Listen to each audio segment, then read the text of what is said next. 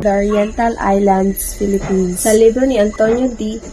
Morga, na Sucesos de las Islas Filipinas, ana si Morga, ang Philippines daw is an oriental island, a group of island na huge or vast and maka-attract og attention sa mga tao.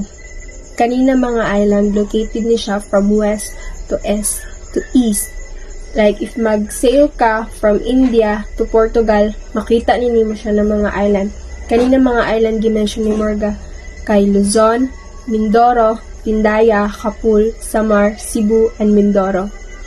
But sa annotation ni Rizal, i-explain niya rito na ang island na Tindaya, na gimension ni Morga, is lisod niya ma-determine if katuba is related ba siya ka Chief Tandaya or southern eastern region of Samar na mas ila as Ibabaw or Zibabaw. Topology and seasons of the Oriental Islands. Rizal and Morga knew about the temperature through their own observations and experiences. Morga described the temperature on island based on the various regions and provinces. On the other hand, Rizal corrected and added to Morga's observation based on his own experience and knowledge.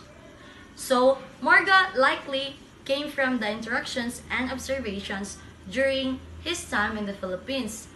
In 1593 to 1600, Morga came to the Philippines as a lieutenant governor of Manila and later a judge in the audiencia. So, si Morga is basically kanang through interactions of peoples lang siya. So, wala siya, and also his knowledge, wala siya ingon nga, maybe experiences during that time but indifferent from results. So, we'll tackle about that later.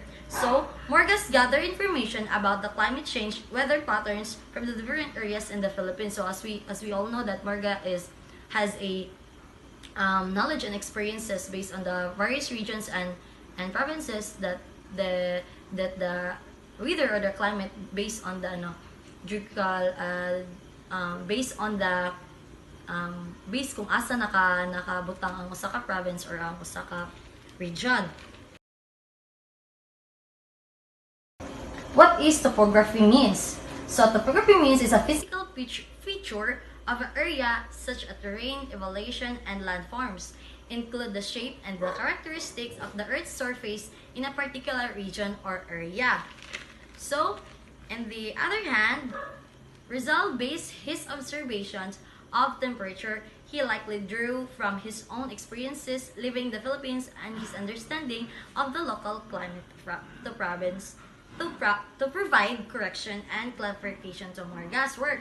So, Rizal experiences and knowledge about the climate change in the Philippines because dili man gid siya gapuyo and also kanang dili lang ingon nga through observation siya like sa pamati lang niya but kanang iyag yung kaugalingon mismo nga giadto gid siya for example sa particular area nga gina-observe gid niya kung unsa katinod gid ang weather dito nga climate and also sa in different months pod na siya nga mahimo. So Rizal believed in Morga's description about seasons was inaccurate. So Rizal provided specific details about the temperature in Manila during the different months of offer or more precise account of the climate. Oriental people. So the people of the Oriental Islands, particularly in Luzon and Cagayan, are described as being of average height with skin like the queen's fruit. So they are attractive, with dark hair and little facial hair, and are known for being smart and determined. The Cagayan natives are noted to be stronger and braver with long hair. Before the Spaniards arrived, the people of Luzon wore a fabric called kangan and a cloth on their forehead called putong.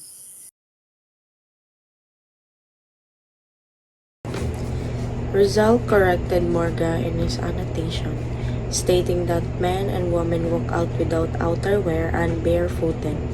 He added that locals everywhere are cautious and cautious, concealing their bodies with tremendous modesty and shyness. In his annotations, Rizal focused on various aspects of Filipino culture, society, and history to correct misconceptions perpetuated by Spanish colonial authorities, particularly concerning their clothing and modesty. So Rizal argued against Morga's suggestion that Filipino men and women walk around without proper clothing or barefooted. So instead, Rizal emphasized that Filipinos had their own standard of modesty. He pointed out that people were actually careful about how they present themselves and usually wear clothing that was appropriate for their culture. For example, is indigenous Filipino communities. So traditional dress often reflects deep cultural significance. So people would wear traditional clothing that reflects sa ilang costumes. So this shows that the notion of being immodest clothing was a misunderstanding of Filipino identity. So though his annotations resolve presenting them as a noble and modest people rather than the wild and uncivilized individuals that colonial narratives often depicted. His work serves not only as a historical correction but also a statement of pride in Filipino culture and identity. Abundance of natural resources. So in the book of Antonio Morga, it says that the natural resources was plentiful during the pre-conquest period. It included the fruit-bearing plants and fish species or fish pan. And also in their province, they have cows, pigs, and chicken are plentiful also. That is the example of livestock. According to Rizal, Father Gaspar de San Agustin, abunda og livestock gahinambog nila katong mga farm nga naa sila'y 30,000 ka baka. Sila gahinambog nga daghan og kabayo. Og emphasize the wealth of natural resources in the Philippines, rich in food and livestock. Languages and dialect among the Oriental people. According to Morga, the language spoken in Luzon and its neighbor Iceland differ significantly from the spoken in the Visayas. According to Morga, Cagayan like the Ilocos, Cebuales, Pampanga, Manila, and other region has distinct dialect. So laylay siya og mga kuan kaning like for example ani laylay itag mga istorya like for example sa Muslim, di ba? Minaranaw ang ilang istorya and then sa kaning Christian kay kaning Binasaya. Also sa Manila magtagalog sila, sa Visayas magbisaya or Cebuano, and then diri sa Mindanao is Bisaya gyapon. So according to Rizal pod, writing is highly established through the Iceland, and writing was done on bamboo or paper. The horizontal orientation was adopted once the Spaniard arrived, according to Rizal. So atong nga time di ay nga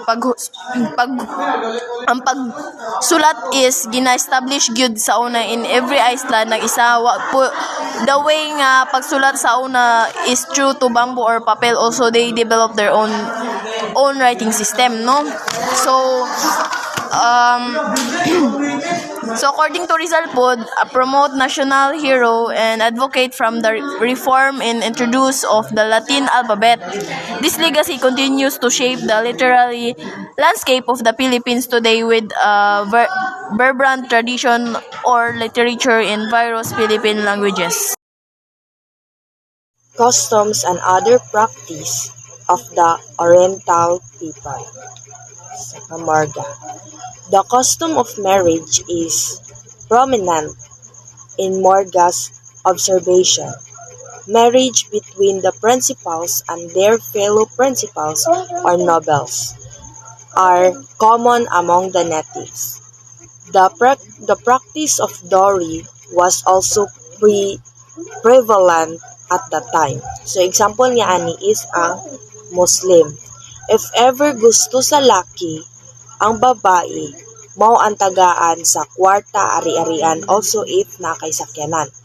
Kay dayon, pag human nilang kasal, ang sobra ana sa ilang dowry, ilan nang ipuhunan.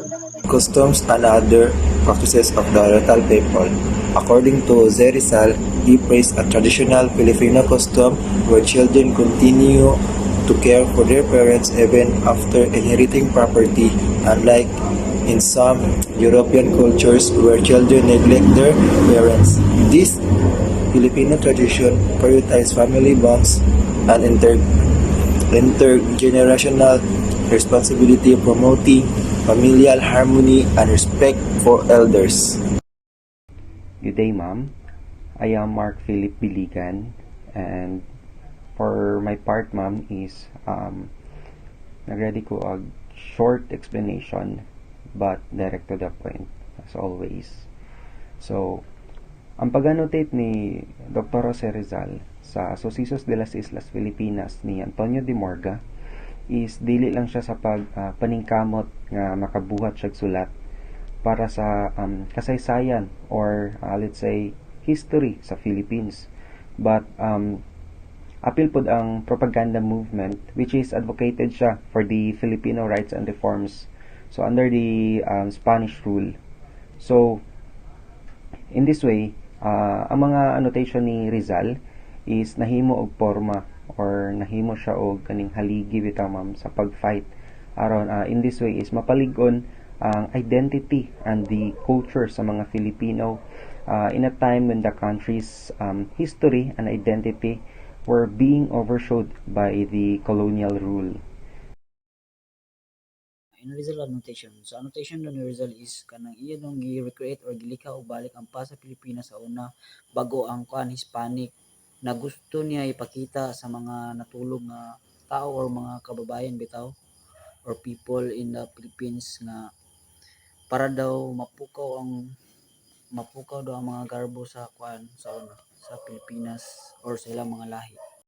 If the book managed to awaken in the awareness of our past, kanino siya is ay kung mabuhat to sa libro, ang awaken ang Pilipino kay dili daw niya dili daw siya masayang og dili maanutit daw ni Rizal sa work ni Antonio Morga.